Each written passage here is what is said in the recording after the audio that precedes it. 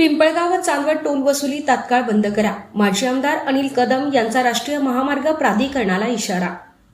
पिंपळगाव व चांदवड टोल नाक्यावर नागरिकांकडून कोट्यवधी रुपयांची वसुली होत असली तरी महामार्गाची अवस्था अत्यंत दयनीय झाली आहे. खड्डेमय रस्ते, रखडलेली पुलांची कामे आणि वाहतूक कोंडीमुळे नागरिक त्रस्त झाले आहेत. या पार्श्वभूमीवर माजी आमदार अनिल अण्णा कदम यांच्या नेतृत्वाखाली शिष्टमंडळाने राष्ट्रीय महामार्ग प्राधिकरणाचे प्रकल्प संचालक मानकर यांची भेट घेऊन तीव्र संताप व्यक्त केला.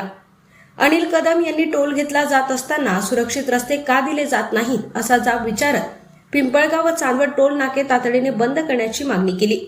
8 दिवसात प्रत्यक्ष काम सुरू न झाल्यास शिवसेना तीव्र जनआंदोलन उभारेल असा इशारा त्यांनी दिला.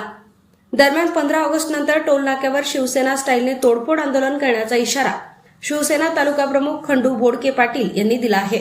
बैठकीस खंडू बोडके पाटील, शिवा पाटील सुरासे, निवृत्ती जगताप, सुनील कदम यांच्यासह अनेक शिवसैनिक उपस्थित होते. महाराष्ट्र 7/12 न्यूजसाठी प्रतिनिधी किशोर बस्ते. काय फरक पडत नाही, पण लोकांच्या जाचाचा आता अतिरेक झालेला आहे. काही गोष्टी पावसात नाही हो साहेब. अरे तुम्ही पावसाची काय, पावसाने उन्हाळा काय काय रे विचारून आला, कधी बसून